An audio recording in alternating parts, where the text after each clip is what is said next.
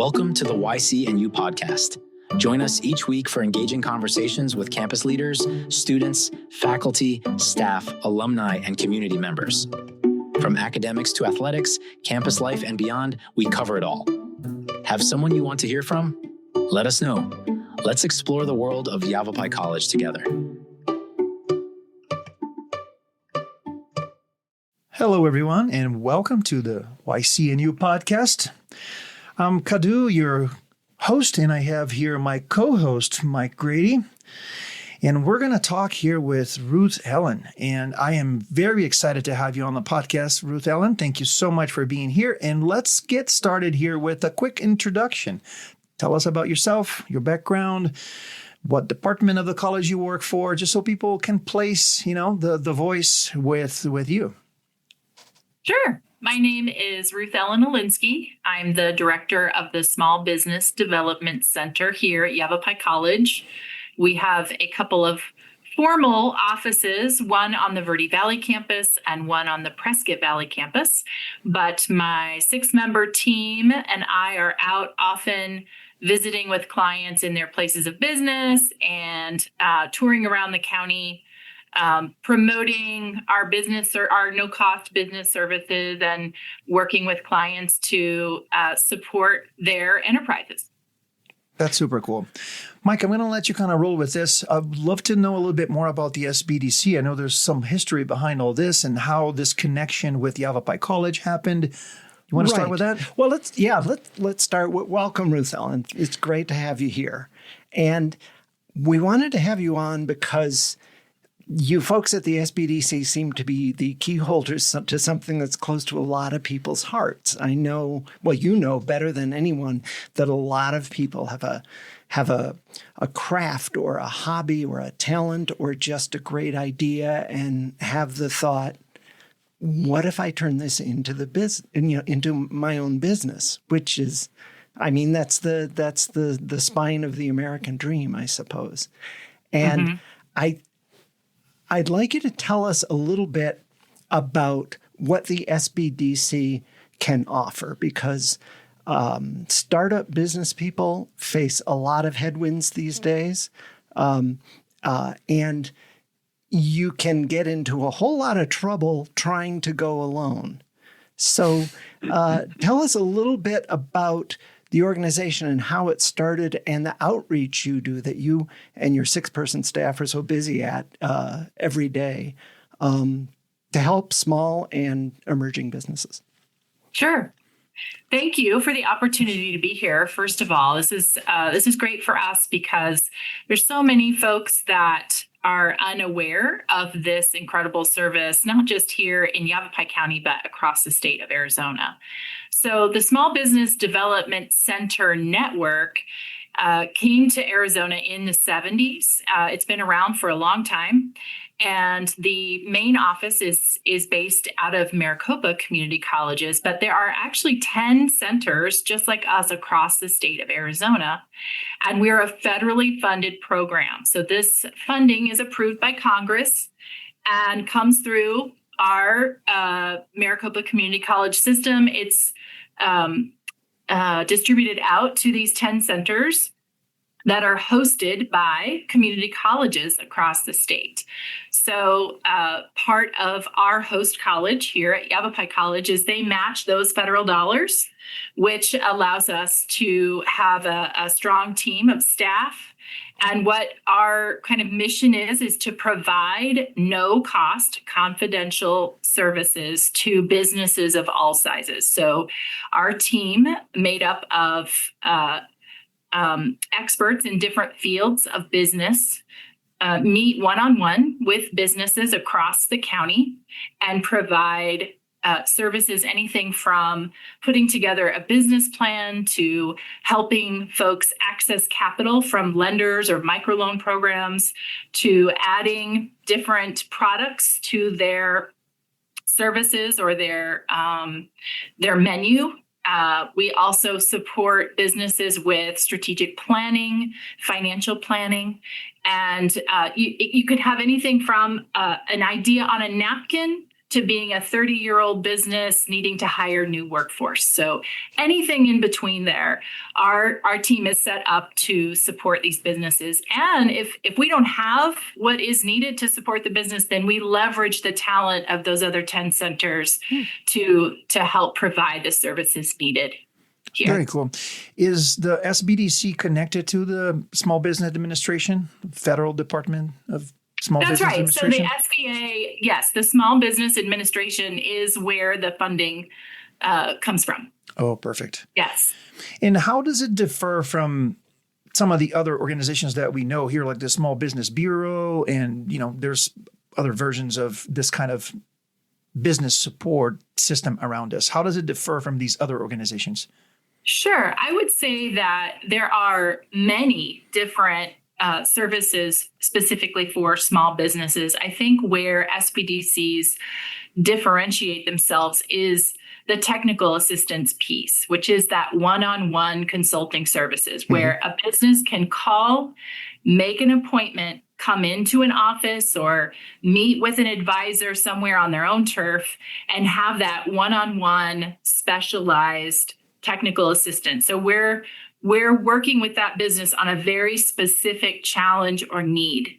Whereas many other business services, while they may provide technical assistance or other kinds of support, that one-on-one consulting is really where we are different. So you can be diagnostic. So if I'm a business person, and it doesn't have to be someone who's just starting, it can be a business at any stage of growth, and I have an issue or a hurdle, I can come to you and you can take me on where I am and offer me advice or direct me to resources. Is that right? That's correct. And, some business folks are, very open about, recognizing a challenge and saying, I need help. And there's others who feel hesitant. And don't know how comfortable I feel sharing that I'm in an awkward position or that I'm struggling as a business owner or I'm having difficulty with a certain kind of customer or bringing in sales. And that it is a very vulnerable position to be in for a business owner.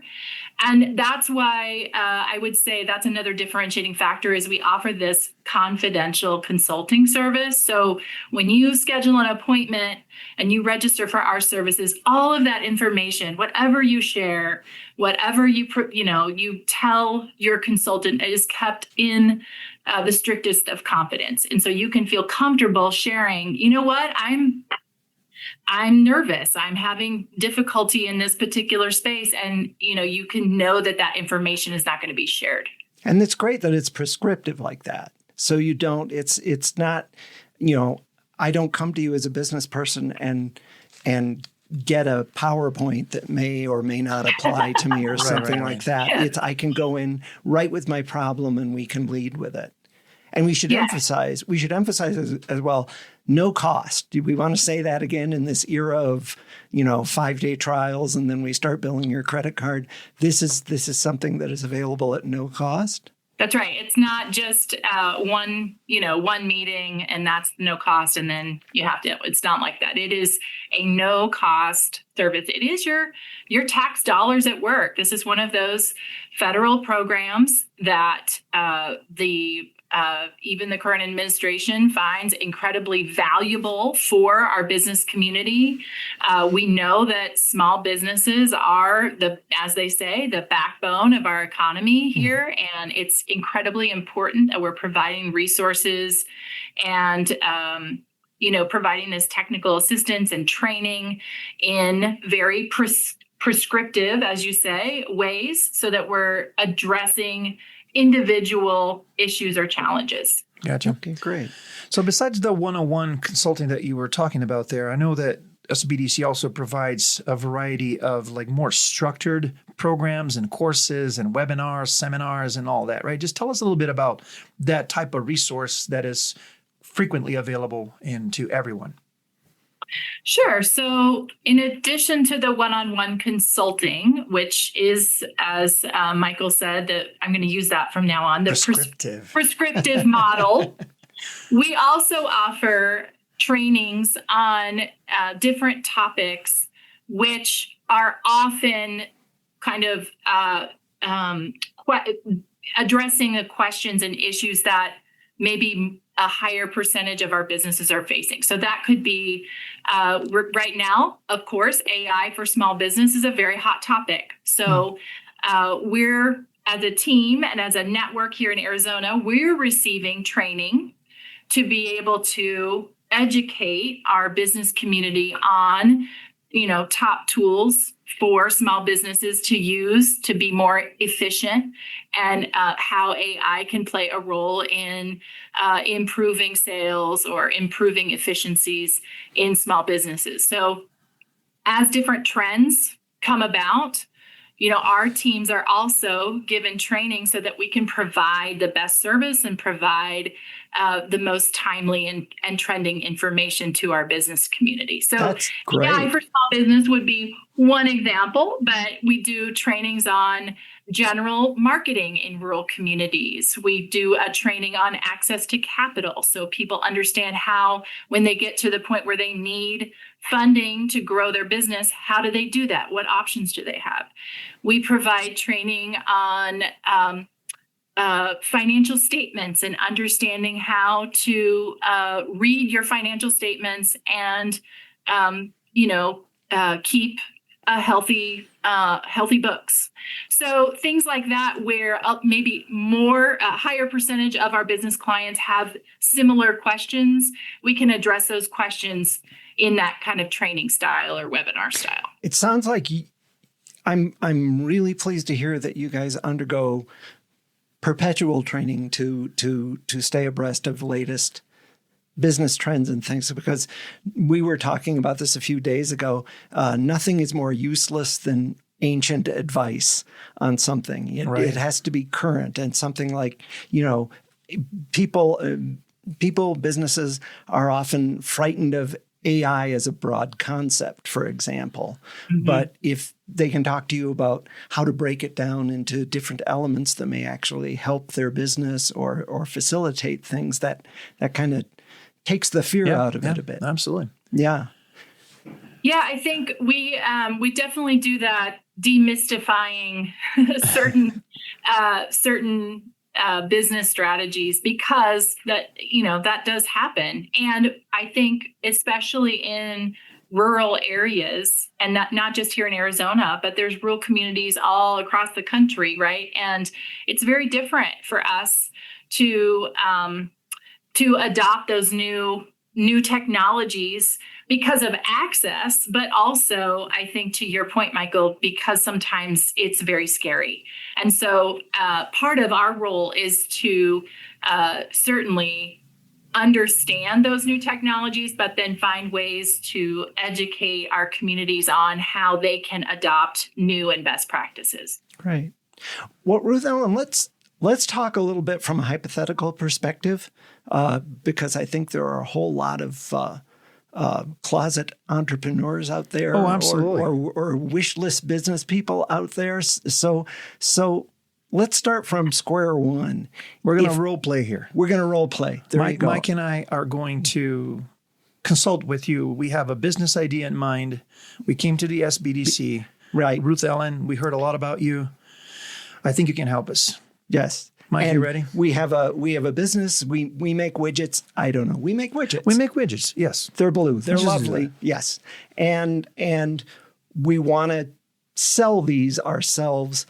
If I want to start my own business, what questions should I ask before I ever come to you? What questions do I need to begin with? Mm-hmm. Well, the first thing I would say is you don't need to wait to have everything figured out before you come to the Small Business Development Center. We want you to know, if you haven't gotten anything figured out yet, and you still have that idea written on a napkin from a coffee shop 3 weeks ago, and you're like, what do I do with this idea? You can come in and we can just help walk you through some considerations and things to think about, what you might do to prepare for the first steps of starting a business. But one of the things I always ask clients is, do you have experience making these widgets? Mm-hmm. Have you worked in a place where these kinds of widgets were made, or have you worked in a similar widget making industry, because that gives you a sense of what it takes to do that thing. Mm-hmm. And is that really what you want to do? Because if you've never done it before, you may invest money, you may write your business plan, spend all this time, and you get in there and you're like, oh my God, this is not what I thought it was going to be at all. This is not what I want to do.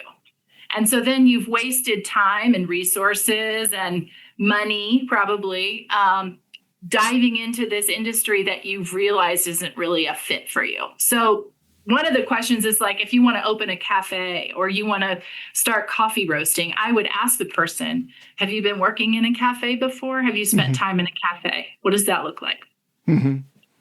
I think the other thing I would ask is, entrepreneurship is sweaty, like, especially if you're starting out. A lot of times people want everything at once. They want the brand new building, they want the brand new equipment, they want the space and the branding and all of the things. And the reality is most small businesses grow incrementally.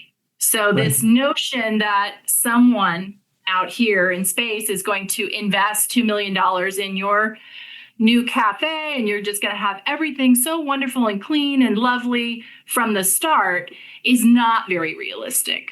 That's kind of more, that's kind of starting a small business in a movie, right?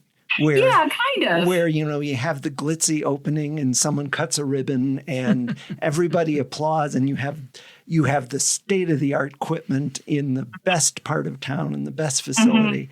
And so you're saying it's more of a rolling progression than a dramatic reveal. It's definitely grittier than that, right? It's those folks who are like, oh, I'm really interested in roasting coffee. And I bought this little machine and I started roasting coffee in my garage.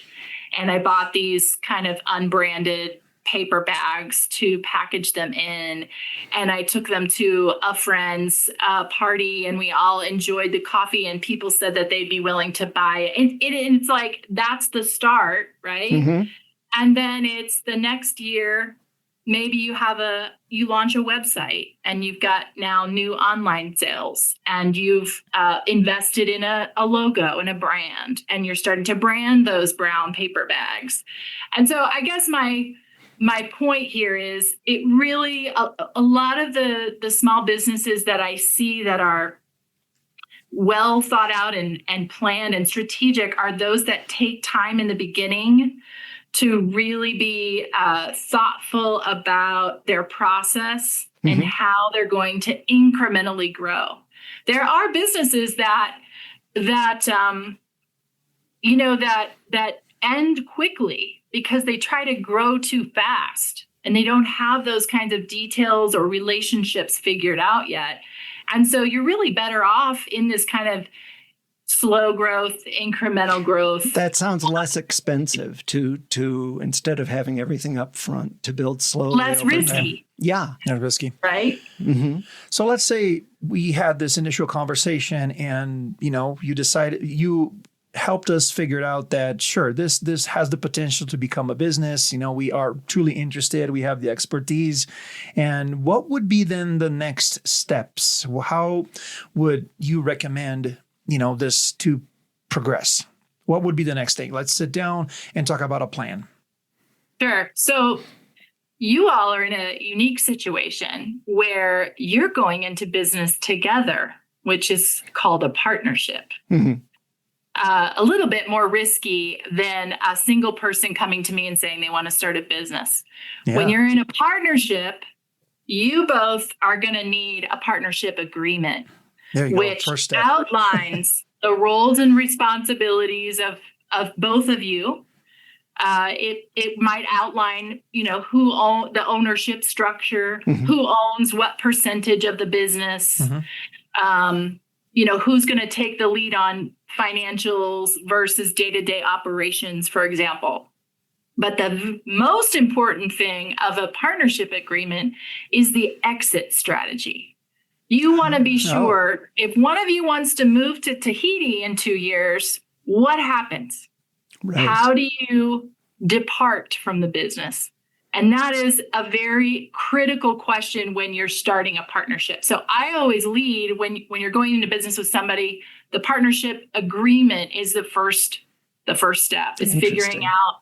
Now, it can change. It's not set in stone, but you need to have those hard conversations before you get started, because if anything can happen. Sure. Anything. Sure. And typically relationships change, priorities change, life happens, and you have to be prepared for that. So partnership agreement would be the first thing. And then the next step would be a simple business plan, putting together a plan, your mission and vision for the company, long-term goals, and then those small steps you need to take at first to get going, I would say. Ruth Ellen, do you find, because I'm listening to you and in my head, I keep thinking, I didn't think about that. And I didn't think about that. Do you hear that phrase a lot when you field clients over at the SBDC? Oh my gosh, I didn't even give any thought to supply line or infrastructure, things like that. Absolutely. Mm-hmm. Which is, honestly, it's another one of the many benefits of visiting your local small business development center, because we're not here to say you have a great idea or you have a terrible idea. We're here to say, well, this is an interesting concept. Let's talk about how this might work and what are those considerations to make it work. So my team and I are really on the same page about this. It's not our job to decide if somebody has a really great business idea or not. That's not the job. The job is to accept every idea that comes in as the very best idea you've ever heard. And how do we help that person develop the dream to make it a reality? Which is much more useful than simple affirmation or enthusiasm. Absolutely. Right. And it's also bringing like the realistic thing to entrepreneurship. So people come in with these big ideas. This is so exciting. I'm so excited. And then when you start saying, okay, well, have you thought about how you might do X, Y, Z to get this business going? They're like, oh, wow. Yeah, you're right. I'm going to need to do that. And so that's to me, that's a win, because we're helping that person understand the reality of bringing this idea to life, or, taking the next step in their business to grow or expand their business. And you're giving them an extra set of eyeballs too, in terms of things they didn't know, they didn't have to know. The partnership agreement is a pretty good example. If you're going to bond together, eventually you're going to have to come apart. What are the terms of that? Because I can see you making a run for Tahiti at some point. And I know I would absolutely. Leaving me with all my widgets. And the decision there is, and I've heard this before too, like a lot of people think in terms of monetizing a hobby, right? And like I do something fun. I make gadgets and I love making gadgets. I have a good time in my garage. Well, let's monetize this thing then. Monetizing a hobby is not starting a business, right? Monetizing a hobby is something that has no commitment. It can start and stop anytime you want. Even if it's a partnership, I can just run off to Tahiti and then our gadget business is over.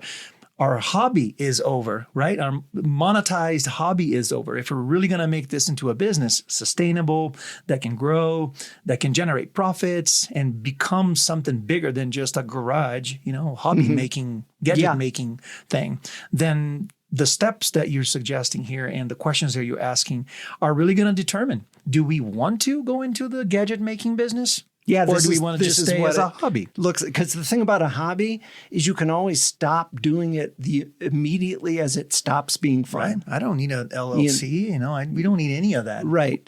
So and you can't clock out at 5 if you're a small business. We person. Split the tips and we're all good to go. There you go. But if we're going to have wages and employees, that's a whole different story. That's a business. Ruth Ellen, you talked about, I want to go backwards for a second here. You talked a little bit about some very foundational things in terms of mission statement and articulating what you want to accomplish in a business plan.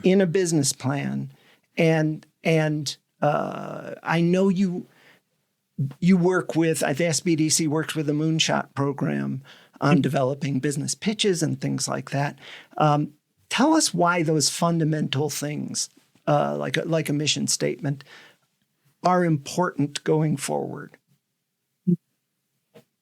Well, in my experience, kind of establishing and more than the mission, I really like to talk with clients about their core values. What are your values as a company? What is important to you? Because you can actually use those values as part of your marketing strategy. What's behind your brand? Who are you as a person? What do you want this company to be? How do you want, people to view your business?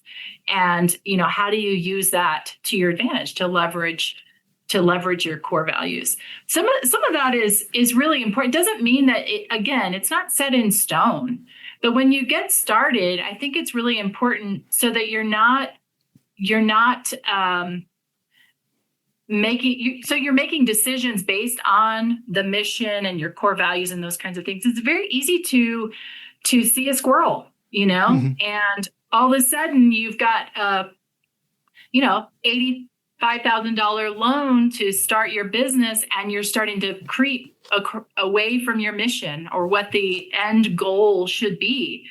And that can, again, be wasteful. It can cause you to use resources unnecessarily. Mm-hmm. It can slow you down from growing your business because you're distracted, and part of our role is really helping that person establish a very solid foundation for their business so that in a year or 2 or 5, then they can start, including new products or services or, supporting the nonprofit that they love so much. But they've got to establish that foundation first. And that's why I would say your mission, your vision, your core values, and really coming up with that solid business plan early on is so important.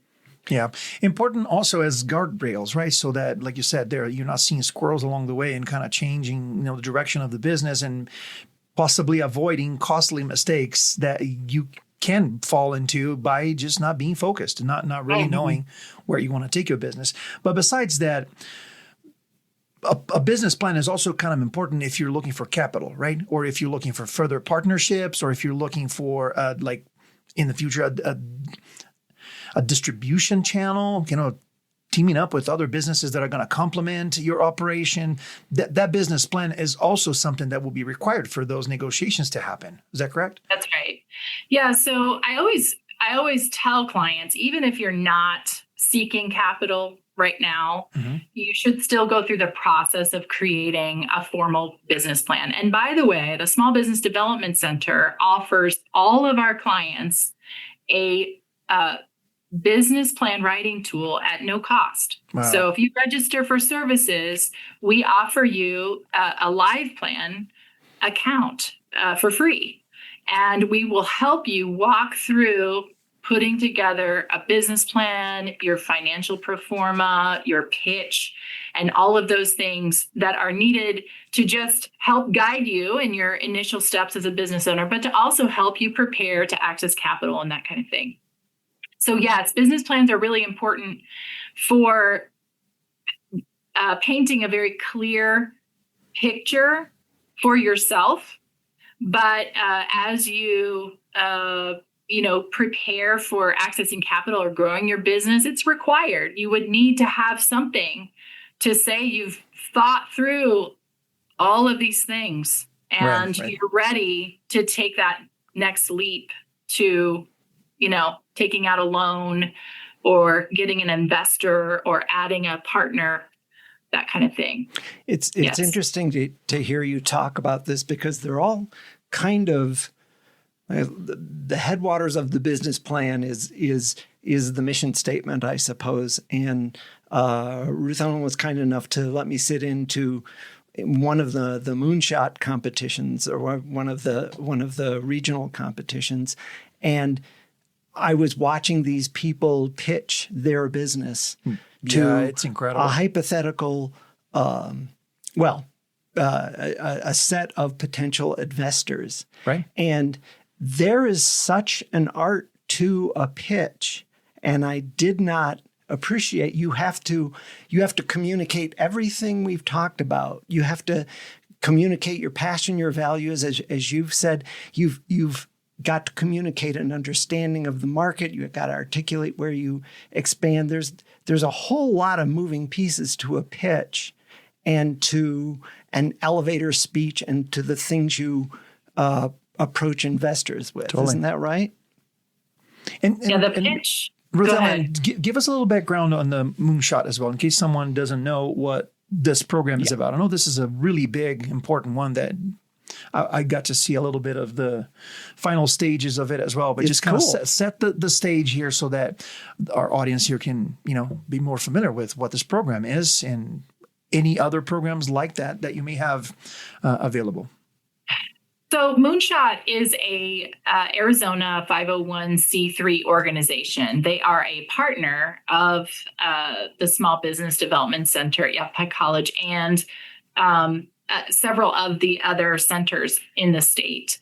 So they're independent of us. Mm-hmm. We are a partner, and because of their unique mission, they have I would say several irons in the fire. But one of their priorities is connecting with entrepreneurs in rural communities through what they call the Moonshot Rural Pitch Competition, and it has grown every year. Our center has been involved since the very first Moonshot, which was held in partnership with the Verde Valley Regional Economic Organization here in the Verde Valley 6 years ago. And since that initial Moonshot competition, they have grown the program to 20 stops in rural communities across the state of Arizona. So we are a partner with that organization to host these competitions in Yavapai County. So there's one on the in the Verde Valley, there's one in Quad Cities, and in previous years we've hosted one in both Seligman and in Wickenburg. And it's just an incredibly inspiring event. It's free to participate, and businesses can just drop in the day of the pitch competition or work with our team at the Small Business Development Center to help them prepare their 5-minute pitch. Nice. And Moonshot comes into town, and they have a team of judges, and you go through a couple of practice rounds with your pitch. They give you some feedback, and you can kind of modify and adjust your pitch according to some of their feedback. And it's just an incredibly inspiring event. And a lot of people come in, they're incredibly nervous. Again, this is one of those vulnerable spaces for business owners, right? They're sharing their story, they're sharing their business idea, and it's a very vulnerable space to be in. And what we see is just an incredible transition in these entrepreneurs. They build confidence, they learn how to articulate their business idea, they learn about new resources and potential partners, they learn about how to present themselves, to talk about their core values, to talk about what they need, and to have both short-term and long-term goals. So it's really set up to not just about the competition, but more than that, to really set them up to get resources and information on how to build a successful business. Right. And they win prizes at the end of this, right? Like that's why it's kind of a competition. It's almost like a Shark Tank type of competition. At the end, they win some money or some support in capital and something like that? Yes. So the local stops typically have a first, second, and third place prize package. So it's cash prizes. And then the winners from each community are eligible to compete for a $10,000 grand prize. So Wonderful. That's actually coming up October 18th. It's going to be hosted in Prescott this year, which is very exciting. The state competition is in Prescott, and we'll see. Yeah. We've had two statewide winners from the Yavapai County. That's right. That's very cool. Are all of these businesses that are pitching through the Moonshot competition there, are all of them SBDC clients, or some of them are SBDC clients? How do you get involved with coaching them through the process? If they're smart, they're SBDC clients. No doubt. Are the winners of the prizes SBDC clients? That's great though, and it's not like if you don't get the grand prize, if you don't get the grant, you don't get something out of it. Because the interesting thing about these competitions, and you've seen them too, Cadu, is that you watch people get better. Oh my goodness! And yes. with every, a lot of these folks aren't, ingrained public speakers, articulate public speakers, and they're not comfortable with like saying something that's very close to themselves and bringing in all that stuff. But they progressively, you can see them with each round get more articulate, more themselves in the process. And even past that point, the self-development, but there's also the across the aisle development, right? Like the relationships that they form, how they're supporting each other. That's not short from what they have to do once that business is legitimate. And it needs to be out there, making partnerships with suppliers, distributors, capital providers, or whatever, right? Like they come out of their shell, like metaphorically speaking here. There you go. And literally, start kind of experiencing what the business world is like, feels like once you're out there kind of trying to grow and expand. Yeah, absolutely. Good chance to do that.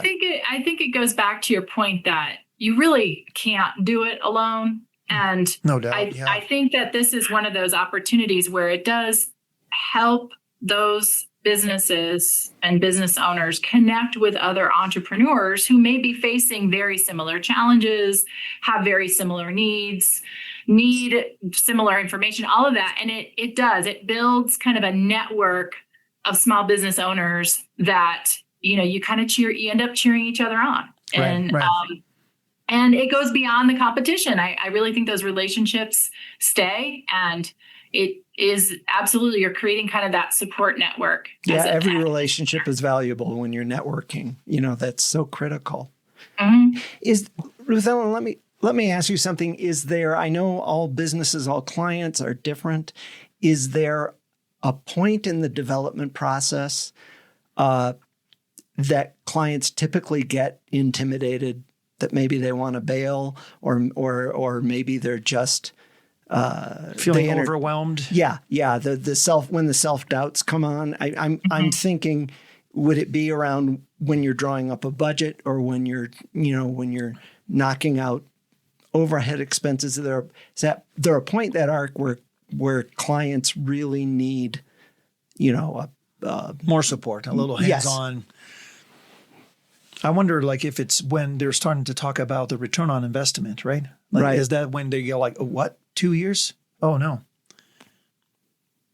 I think it's different for everyone. Mm-hmm. I mean, we definitely, and we share stories ourselves across the team, confidentially, of course, within our team of, I have this client who is in this predicament, and we talk strategically about how to support that person.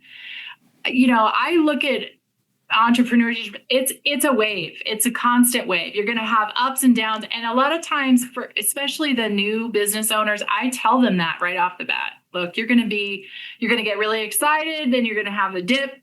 It's just this constant flux in emotion, in energy, and drive, and I know business owners that have been in business for 30 years, and they still have that experience. So the other thing is, I don't know that it's one particular issue. Like you mentioned, finances, or funding. Yeah, that can freak people out, but there's other things too that can, and it just depends on the person. Right. Some people don't necessarily, maybe their sales are solid, but they've got they've got a building that they're renting that floods all the time. Right. And it's like, and they have their heavy equipment that's impossible to move in that location. And the cost of changing locations is prohibitable. Right. So prohibitive. I said prohibitable. I don't think that's a word. Anyway, well, it's prohibitive. We'll allow it. It is now. The judges allow it. So, which brings me to another question. Yeah. We talked about, like our gadget business here. We went through first base. You kind of advised us that seems to be a legit business opportunity. And then we went to second base. You kind of helped us set it up. We have a business plan. Business is going. We are making sales. We're getting some return on the investment here. The business is thriving at this point. We seem to be on a good path.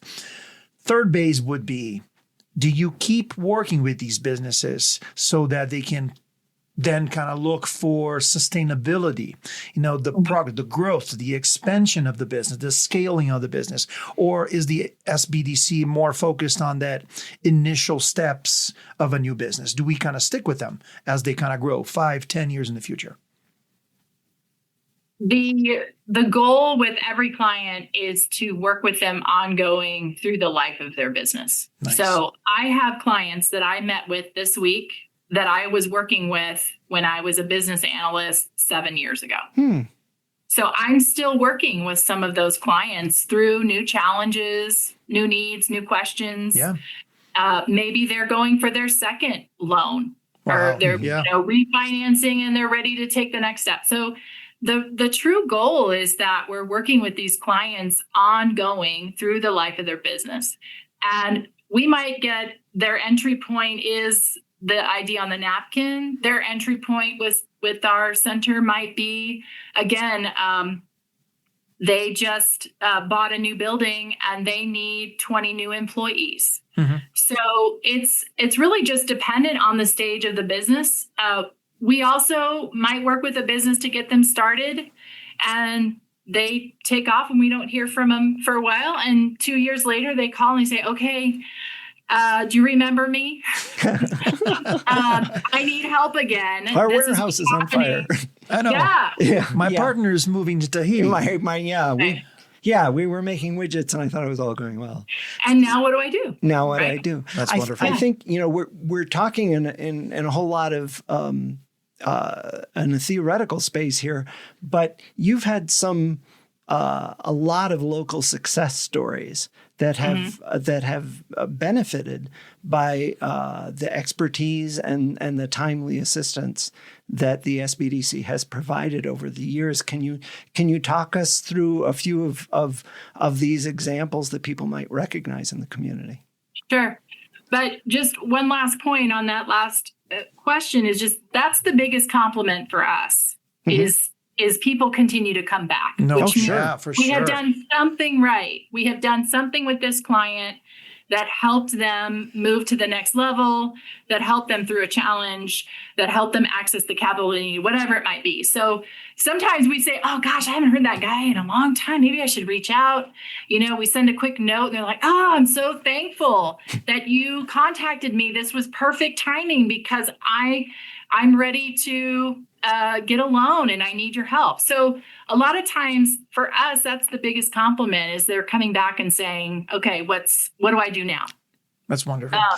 Before they make that phone call to the expensive consulting firm, right? Just remember, the SBDC is there for you, for life. I love that. That's right. But I love the stories like the Meadery, which has had such considerable success over the years. We just worked on a story for YCNU magazine about True Course Simulations, which was a client of yours and I believe won a Small Business Administration Award recently. That's correct. Just this year. And I can speak publicly about these businesses because I have their permission. So we would never share client information without their permission. But because it was a public award, True Course Simulations was nominated and selected as the Veteran Business of the Year here in Arizona. just an incredible story. Again, like, they chose Prescott as their headquarters. They are now considered a global company. They're selling their product internationally, so they're exporting at this point. And we have seen them grow and change over the last few years. And we have our success stories actually up on our website, and on they're shared as LinkedIn articles. So if anyone's interested in seeing some of those success stories, those are clients that gave us permission to share their story and how SBDC has supported them. That's wonderful. So, Very cool. That's wonderful. Well, we're coming up on 45 minutes here. This has been just such a This has flown. instructional conversation. Like, I learned a ton here. Thank you so much for all of that. I hope we're all, taking notes on this, because I want to go off and start my own small business and maybe put maybe a we restraining take order that on you gadget so you thing. don't fly to Tahiti. I'm starting looking at you out of the corner of my eye here. I like the partnership agreement here. So let's kind of talk about that. That's great. Ruth Ellen, tell us a little bit more about how businesses can get a hold of you. What's the process for businesses out there, entrepreneurs, to start working with the SBDC? How complicated is this, or how easy is it? It's very easy. And we make it so. I mean, you could certainly just Google Arizona SBDC and there's a main website. But if you're in Yavapai County, you can go to yc.edu/SBDC. And the registration link is right there on the homepage. It's a form. So you're going to tell us about your business. It'll ask you some questions. And then once you're in our system, one of our expert consultants reaches out to schedule an appointment with you. We used to take walk-ins a lot more, but it's just much better to schedule a time to meet with one of us, because I like to tell our networks, we're not just sitting in our offices anymore waiting for people to come in. Right. We're actually really out in the community. We're a very outward-facing group. And we go out to businesses, we do site visits some days. And so we're not always in the office just waiting for people to come in. We're out in the community meeting with businesses and understanding the communities, and also understanding what the businesses are facing and what their challenges are and that kind of thing. Cool. Where is the office? Is it in Prescott Valley? So the main office, we have an office at the Verde Valley campus, and we also have an office at the Prescott Valley campus. But we meet with folks in libraries, in other convenient office spaces. We meet them in their own places of business. We drive out to different communities and meet with them wherever it's needed. So we're kind of on demand. Anywhere napkins are. There you go. Because that's where we start. You know what? That sounds very prescriptive. Dude, that's let's our trademark word for the this. day. There you go. Anywhere napkins are. Prescriptive. Yes, I like it. That's now great. The key, and I would just put this in there, the key is we are a no-cost service. All we ask from the clients that we're working with is that every 6 months, every year, they allow us to ask them some information about their economic impact. So we collect information. Again, this is confidentially and in aggregate. Things like any capital investment they've made in their business. If they've hired any new employees, we'll capture that information. Right. If they've had a sales increase, so from one year to the next, they've had a sales increase over time. It might be if they've gotten a loan, or grandma gave them some money to invest in their business. We're going to capture that information, and that's what we report back to the Small Business Administration. And that gives you a better picture of the overall economic situation. Yes, locally as well. It's great data to share with college leadership, to share with our partners. And again, it's done in aggregate. So we can say our center helped start 107 businesses last year. Well, that's a powerful statement. Yes. Because when I look at business starts, I say, okay, so we helped them start last year. Over the next 3 years, those 107 businesses are going to get small business loans. They're going to hire employees. They're going to purchase equipment.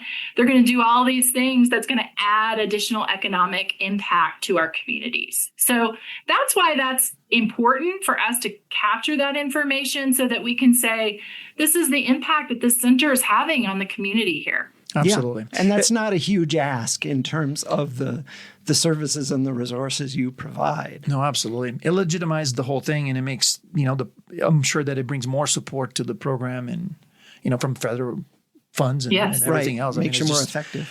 More than expected. Yeah. Well, Ruth Ellen, thank you so very much. Thanks this was so much. super fun. I hope you had a good time as much as Mike and I had here. Oh, yeah. This was incredible. We did. We're taking notes. We're getting our widget brochure together, and we've got some ideas. Really appreciate I love talking about small business. So anytime y'all want to call me up again, I'm happy to chat more about small businesses in Yavapai County. I mean, it's a lot of fun, and these businesses are just incredible enterprises here that we have. We've got a lot of new economic activity in Yavapai County, and it's a really exciting time. Thank you. That's great. Really appreciate you and all your team efforts, to make all this happen. I know you got a team behind you, and which, by the way, just let's kind of drop some names. Who are you got they? it? Yeah, just an incredible team. We're one of the top performing teams in the state of Arizona. A lot of great economic impact numbers. I have Marie Platowski-Beals, who is a certified business analyst full-time. John Manning, certified business analyst. He comes from the banking and lending industry, so he's got a lot of experience in helping people access capital. Fanny Zapata is a bilingual certified business analyst, so we work with Spanish-speaking business owners as well, just so everyone knows that. Yeah. And Karen Eads, who is also a certified business analyst, she's part-time, and she's been with the team as long as I've been here, maybe longer. And then Becky Jones-Pierce, who is our program assistant and helps us keep organized and scheduled, and all of our training and events. She coordinates all of those to help us ensure we're marketing our services. And I would add, please follow us on social media. We're on LinkedIn and Facebook. We've got live videos bi-monthly.